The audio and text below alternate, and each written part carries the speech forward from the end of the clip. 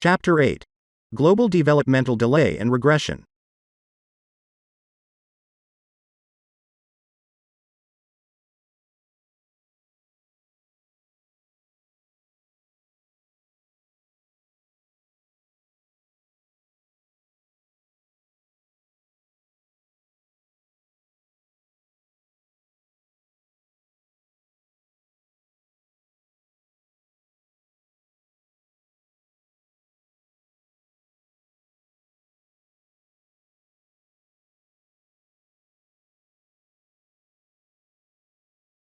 Developmental delay occurs in approximately 1% to 3% of children. Since developmental delay is common, monitoring a child's development is an essential component of well childcare. Ongoing assessment of the child's development at each well child visit creates a pattern of development that is more useful than measuring the discrete milestone achievements at a single visit.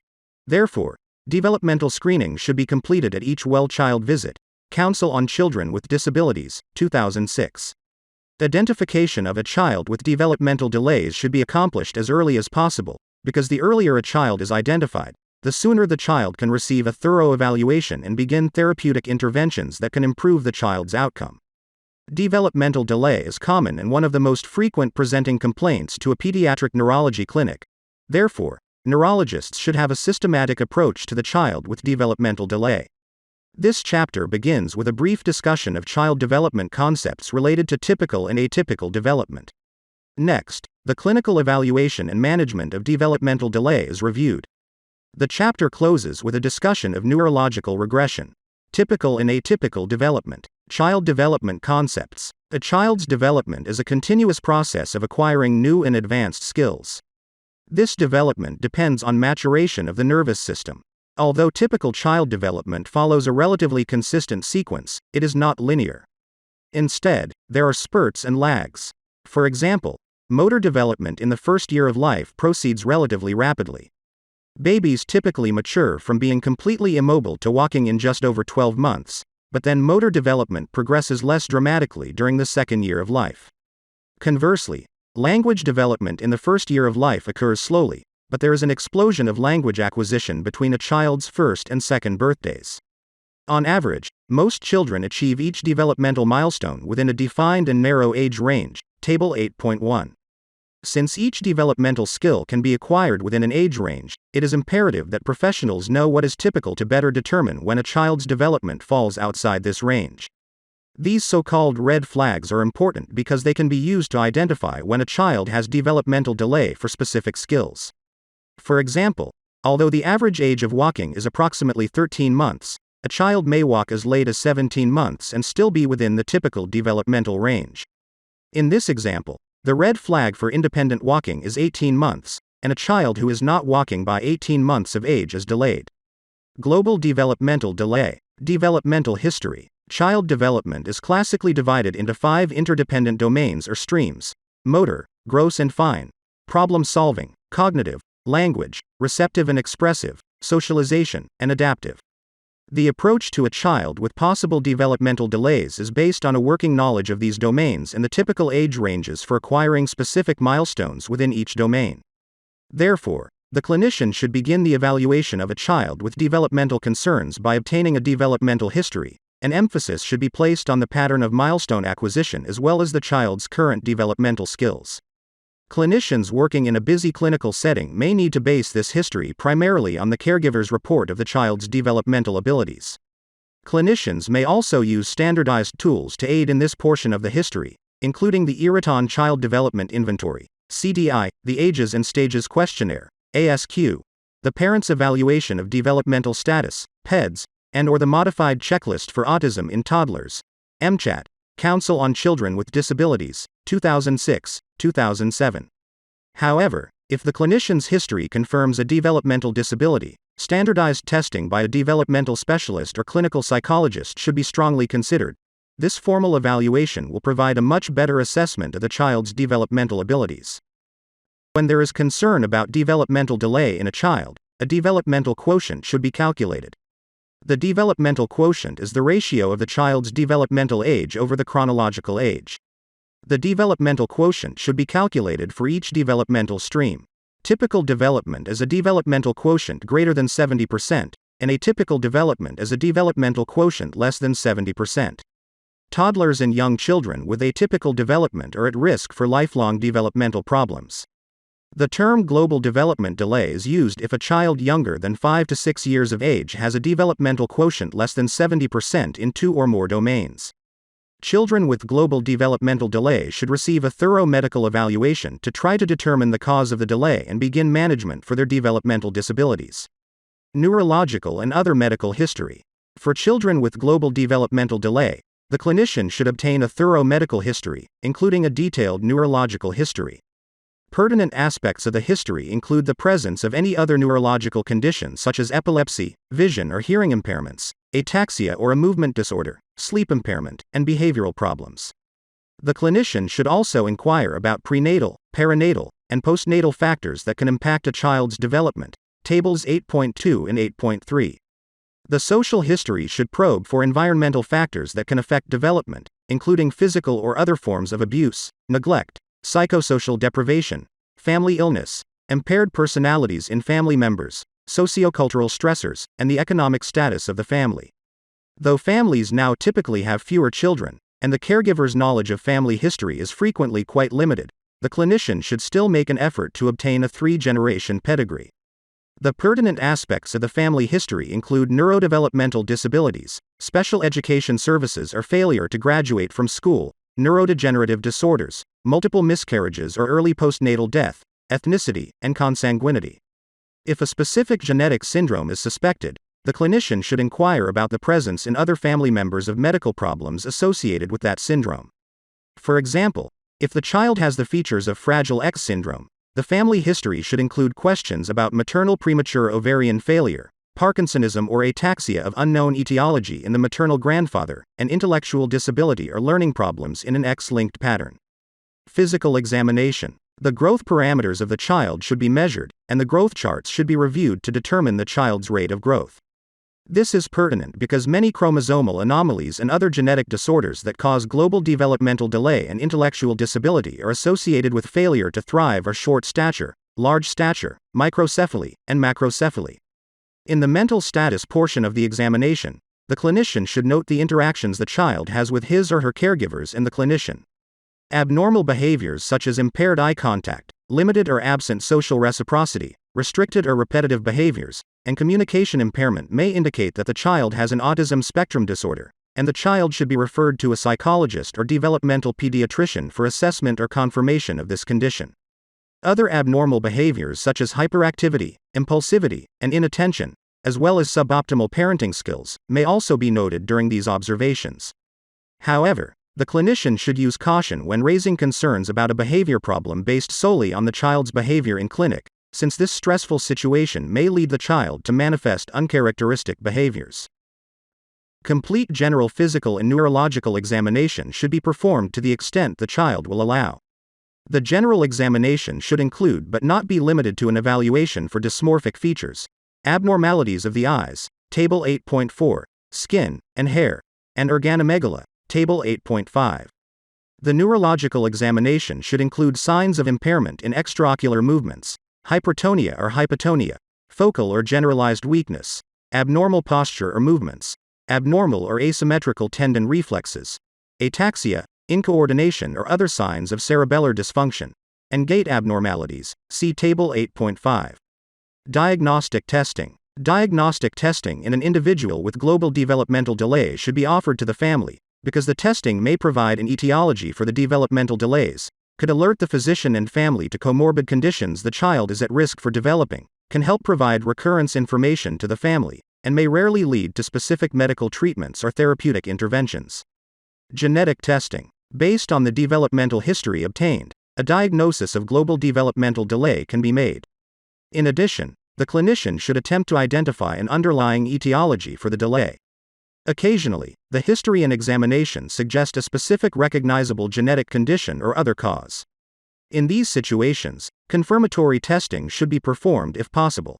For example, a girl with a history of global developmental delay who has acquired microcephaly, epilepsy, and midline hand-wringing should be tested for Rett syndrome. Frequently, however, The underlying cause is unknown despite the acquisition of a comprehensive history and physical examination. In these situations, a chromosomal microarray analysis, CMA, should be offered to the family, since it has the highest diagnostic yield of any single assay for children with global developmental delay, approximately 8% to 12%. A clinical CMA tests for submicroscopic deletions or duplications that can be associated with a variety of neurodevelopmental delays, including global developmental delay. This is also the first-line test for individuals with nonspecific intellectual disability, an autism spectrum disorder, and multiple congenital anomalies, Miller et al. 2010. Though this test has a relatively high diagnostic yield, it will typically not detect inversions and other balanced rearrangements. Consequently, if the microarray is within normal limits, a follow-up high-resolution karyotype can be considered.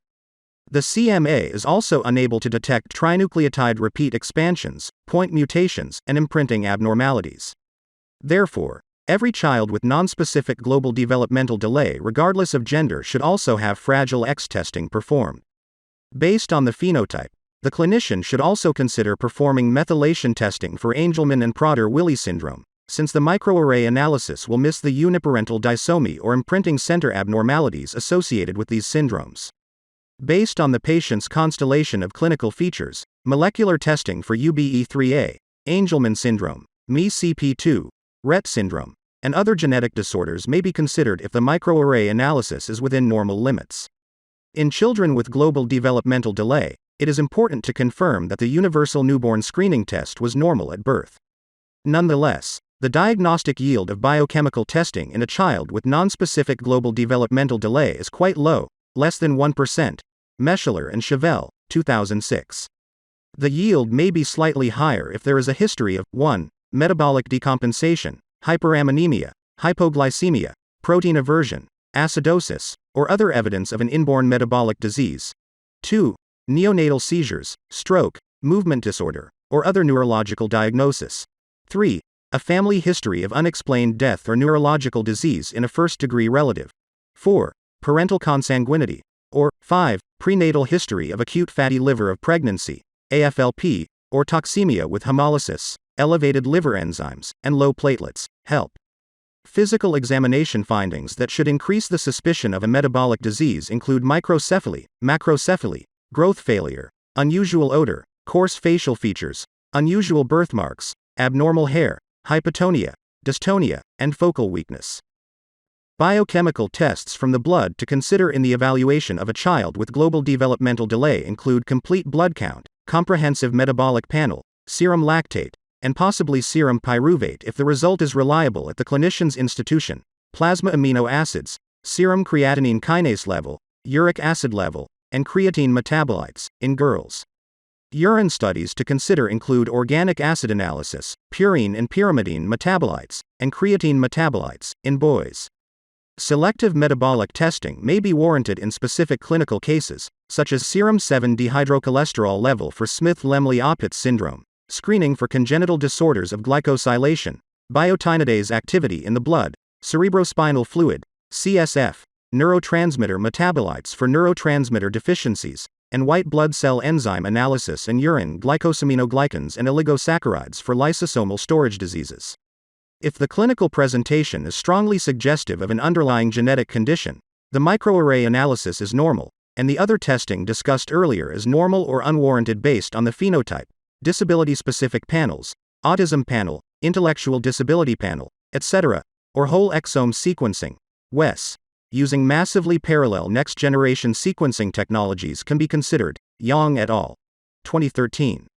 It is important to note that this testing requires careful pre-test and post-test counseling from a geneticist, genetic counselor, or other healthcare professional capable of interpreting and following up on the various results that can be provided through this new technology. Neuroimaging. Magnetic resonance imaging, MRI, of the brain has a yield of 65% in children with developmental delay, Chevelle et al. 2003. The abnormalities most frequently identified include cerebral malformations, cerebral atrophy, delayed myelination, other white matter changes, postischemic changes, widened Virchow-Robin spaces, and phacomatoses. However, many of these changes are nonspecific and do not lead to the diagnosis of a specific etiology for the developmental delay. The yield of a brain MRI is higher if the child has neurological abnormalities on physical examination such as microcephaly, macrocephaly, focal neurological deficits, epilepsy, strokes, or a movement disorder. Given the non-negligible risk of sedation in a child with global developmental delay, neuroimaging with an MRI should be recommended as a first-line study in children with focal neurological findings and may be offered as a second-line study if genetic testing is non-diagnostic. Because the diagnostic yield of head computed tomography, CT, is much lower than brain MRI, head CT is primarily indicated in children with global developmental delay who are suspected of having calcifications. Other tests, electroencephalography, EEG, should be performed in children with global developmental delay who are suspected of having seizures. An EEG should also be obtained in children with regression, even in the absence of spells, to rule out treatable causes of regression, including Landau-Kleffner syndrome, severe absence epilepsy, and electrical status epilepticus during slow-wave sleep. If the child has no history of spells or regression, an EEG is not indicated for routine evaluation of all children with global developmental delay. Additional diagnostic tests are rarely warranted in children with nonspecific global developmental delay. Specifically, with the advent of massively parallel next-generation sequencing technology, invasive tests such as CSF analysis, muscle and/or nerve biopsies, and cell culture for enzyme analysis or other biochemical testing have been supplanted.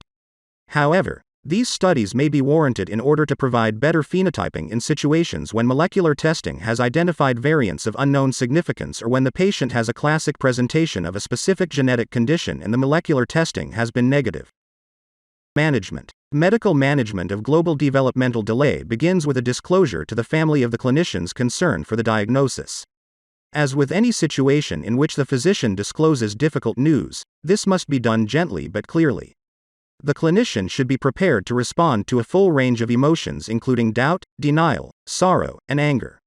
Furthermore, the family will usually need time to process the information that their child has or is at risk for having lifelong developmental problems. Therefore, a follow-up appointment should be scheduled to review the diagnosis and address additional questions or concerns the family may have.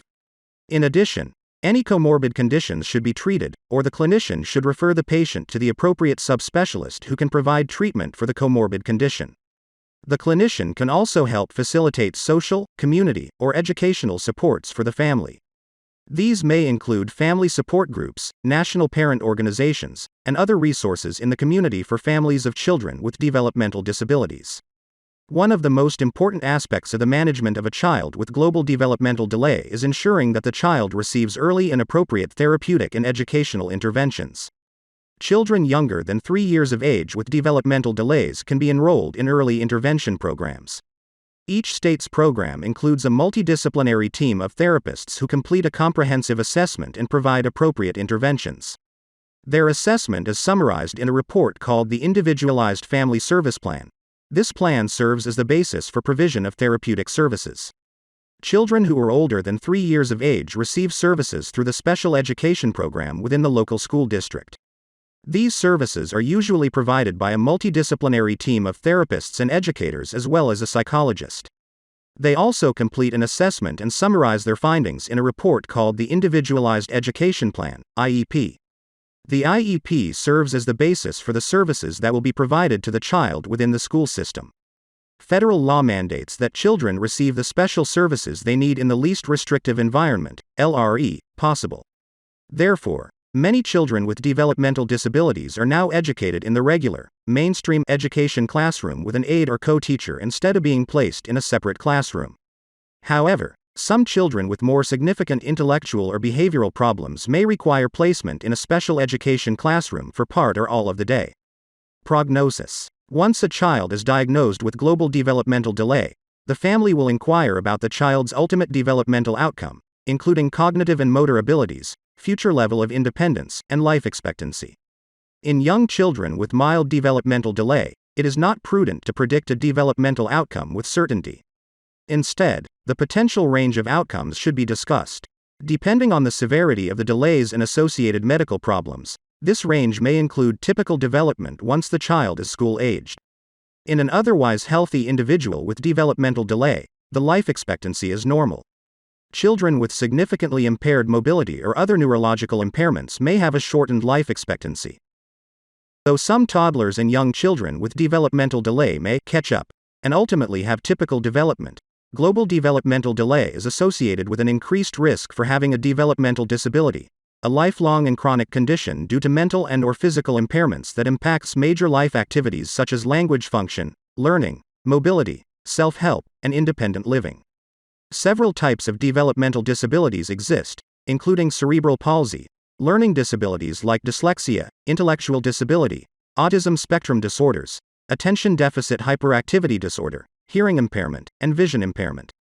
These developmental disabilities are predominantly impairments in a specific subset of the developmental domains.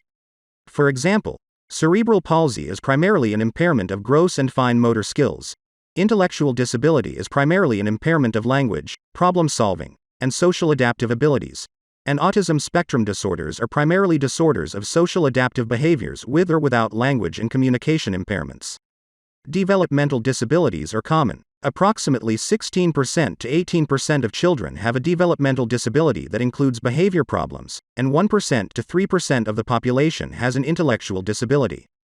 Approximately 1% to 2% of children have an autism spectrum disorder. Toddlers or preschool children who are diagnosed with global developmental delay are at highest risk for being diagnosed with intellectual disability at an older age, especially as the developmental quotient worsens. Intellectual disability is defined as significantly sub-average general intellectual functioning, IQ less than 70, with limitations in adaptive functioning in at least two of the following skill areas: communication, self-help, social skills, academic skills, work, leisure, and health and/or safety. The incidence of intellectual disability is 1% to 3% in the general population. Males are more likely to be affected than females. Occurrence rates are 1 to 4,000 males and only 1 to 6,000 females. In general, the diagnosis of intellectual disability is not made in a toddler or preschool child unless they have been diagnosed with a specific genetic condition associated with intellectual disability. In the absence of a specific genetic diagnosis, the diagnosis of intellectual disability in most children is made once they are able to complete formal psychology testing at approximately 5 to 7 years of age. In our practice, when the developmental delays of a child younger than 4 are very severe, we will occasionally tell the family that the child will likely have intellectual disability. In these situations, we may share this concern even if the child does not have a formal diagnosis of a genetic syndrome or before the child is able to complete formal psychology testing. Children with severe developmental delays may in fact be too impaired to perform formal psychology testing. Recurrence risk. Many couples are interested in knowing what their risk is for having another child with similar developmental concerns. A recurrence risk can only be provided with certainty if a specific etiology has been confirmed. Despite extensive genetic testing and other evaluations, the majority of children with developmental delays will not be diagnosed with a specific named genetic condition or other etiology for the delays. Consequently, the clinician can only provide an empirical recurrence risk based on population data and family history information.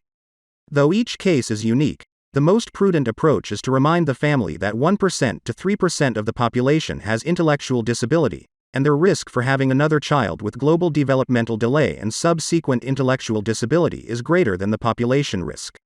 It is helpful to double frame the risk by also stating that it is more likely that they would have an unaffected child than an affected child.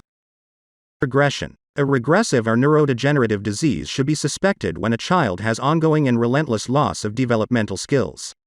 In addition, a regressive disease may begin to manifest itself as the development of a new neurological problem, such as a new onset seizure disorder or movement disorder, development of a different type of seizure in a child with epilepsy, vision impairment, behavior problems, and dementia or cognitive decline. In a child with neurological regression, a thorough neurological history and examination is warranted. The history should focus on any modifiable factors that could contribute to neurological decline, including worsening of another medical problem, recent modification to an existing medication regimen or initiation of a new medication, recovery from a prolonged acute illness or surgery, or a psychosocial stressor. All children with neurological decline should receive an extensive physical examination, with attention to those aspects of the examination that could provide clues to an underlying neurodegenerative disease. See Table 8.5. A pediatric ophthalmologist should also examine the patient for ocular stigmata of a neurodegenerative disease, see Table 8.4. A brain MRI should be performed to assess for changes that can be seen in many regressive diseases: atrophy, ventriculomegaly, white matter changes, and infarcts. Additional studies should be considered based on the patient's clinical presentation: comprehensive metabolic panel, lipid panel, creatine kinase, EEG, electromyography EMG, and nerve conduction studies, echocardiogram, and hearing test. The need for genetic testing is based on the patient's presentation and results of the recommended studies.